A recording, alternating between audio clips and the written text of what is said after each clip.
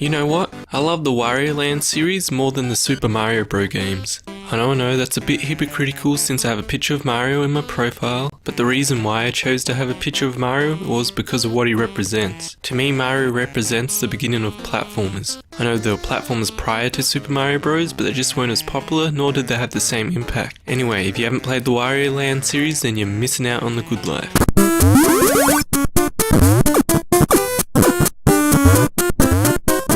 Funnily enough, the Wario games are a spin-off of Mario. Wario was the main villain of a game called Super Mario Land 2: 6 Golden Coins. His name in Japanese literally means Evil Mario. So Wario Land is a spin-off of Super Mario, which was a spin-off of Mario Bros, which was a spin-off of Donkey Kong. So Wario is a spin-off of a spin-off, which game it spun off was also a spin-off. Confused yet? What a mess. Normally people call the game I'm about to review Wario Land, but its actual title is Wario Land Super Mario Land 3. They did the same thing with the Yoshi series, where the first game was called Super Mario World 2 Yoshi's Island. Even though the gameplay is almost completely different from Super Mario World. My theory for this, which I think is 100% correct, is that it's totally a marketing ploy. You can put Mario's name on anything and people will buy the game by the boatload. It's like, look, it's the sequel to Super Mario World. Psych! Sucker! It's a completely different game. I should probably actually talk about the actual game now. I love the character of Wario. Fun fact, the same guy who created Wario created Samus. He's a greedy arsehole, which is refreshing for a Nintendo character. He's not your typical goody two-shoes, his motivations aren't pure, he's in it for the money, and that's awesome. Oh, and he's an absolute unit. He's so fat that enemies bounce off him, unless they have a spike on them. Unlike that pussy Mario who can't touch anything without getting damaged. Mario is too pure. He keeps rescuing a princess which keeps getting kidnapped, quotation marks. And what's his reward? Well, he gets left on the moon to die. Damn, she's one cold bitch. That's psychological abuse. Mario is in an abusive relationship. Wario would never get himself into that situation. He's too much of a badass. He'd probably drop Princess Peach down a hole once he got his money.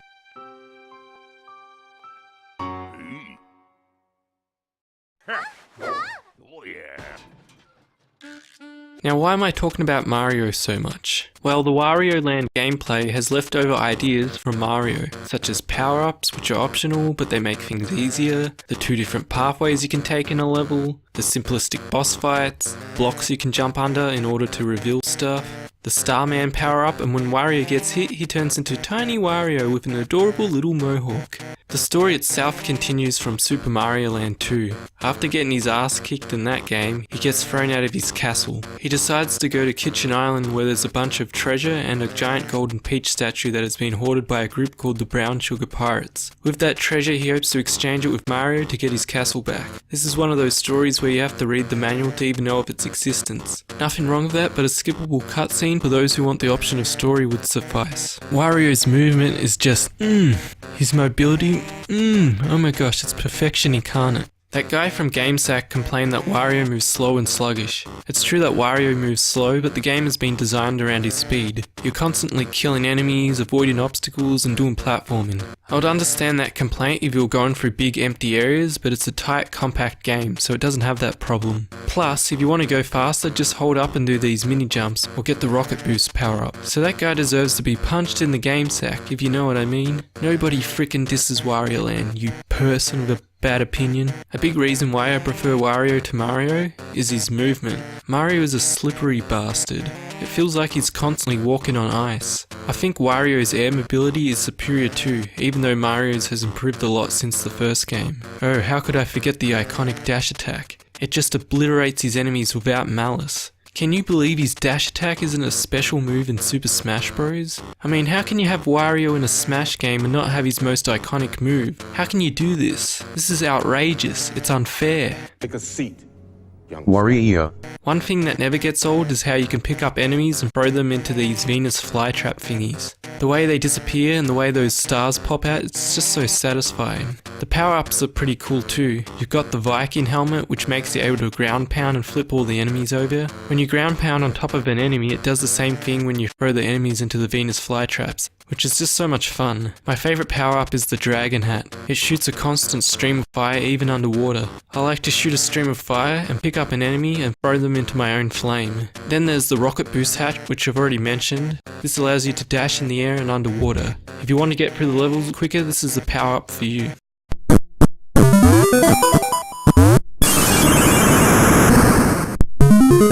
We know Wario is a fat bastard and we know he loves money. So how does money play into the game? You need at least 10 coins to pass most levels. When you press up and B, Wario holds a coin above him with a plus sign, and you just throw it into the door. You can do the same thing with checkpoints in order to save halfway through a level. Most of the time there's more than enough coins. I guess they had to involve money in it somehow. Money mostly plays in 100% in the game. In certain levels there's this key you can pick up, which by the way is the best weapon ever to use on enemies.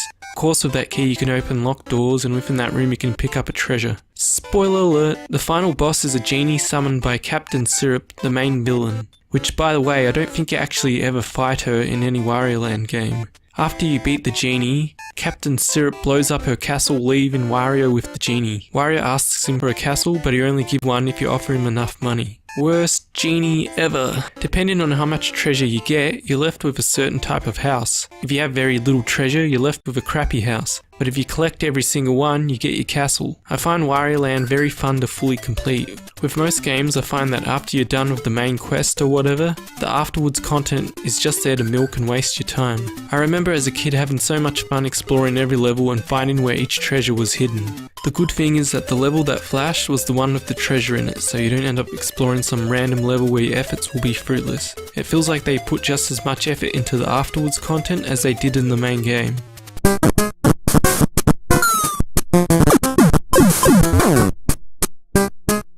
The level design is sort of Mario-esque, but there's a lot more moving up, down, right and around as opposed to Mario where you mostly go in a straight line. Thematically, the levels aren't super creative. There's beaches, rivers, forest, boats, nothing too crazy. There are 6 separate areas plus one secret one. The levels within each area share a similar style. For example, in Mount Teapot there's a lot of swimming underwater, in Canyon Stove there's a lot of pits and breakable bridges. My favourite levels have to be the train ones. Maybe it's just the music, but it brings a huge smile to my face. Also love how certain levels change when you defeat a boss. For example, after clearing Parsley Woods you see water drain out of the lake. It completely changes the first stage of that area.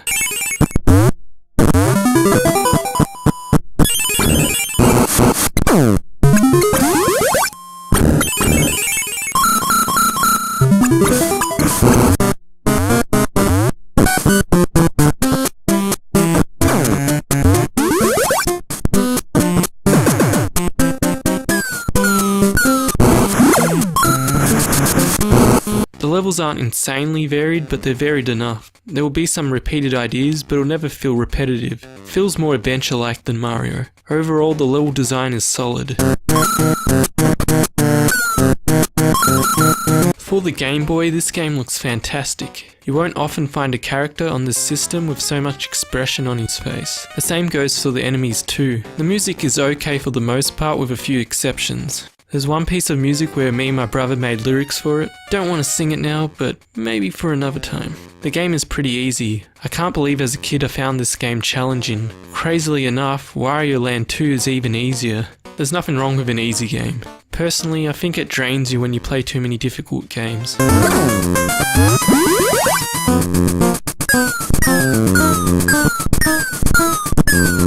I don't really want to do this. Since I love this game so much, I'll have to point out the flaws. This is the world we live in. We demand perfection. Okay, here we go. The boss fights are too easy and simplistic. Once you know what to do, they're a total pushover.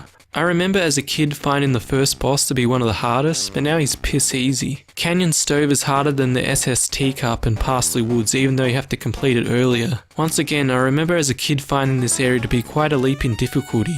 Even though I don't find it too hard now, it's still more difficult than the places I mentioned. When you use the flame attack with your dragon hat, you have to wait for the flame animation to finish before you can pull out the plus coin. There were quite a few times at the end of a level where I accidentally pressed the flame attack. I just wanted to finish the level, but I have to wait for that. Though that's more of a nitpick if anything else. Now there's going to be a spoiler here. In the secret world called Sherbet Land, there's a lot of ice. The ice physics in this game are really weird. When you start the slide, you have no control over it. At least in other games you can kind of hold back. That's all I can really think of for the bad stuff. Now onto the good stuff. The right stuff. I've replayed this game so many times I've lost count and it never gets old. It's crazy because normally easy games don't have that great replay value. I love how Wario controls. He's just so fun to play as. It's like being the school bully. You feel invincible. I love his character. I love the level design. I love just about everything. This is close to my favourite in the Wario Land series, but it has some big contenders. I wanted to make this the month of Wario, but there's a couple of new games, quotation marks, that came out this month that I want to review, so that will have to wait. So do I recommend this game? Oh yeah, in fact you should have been playing this before I did this review. It's pretty easy to access this game if you know what I mean. See ya!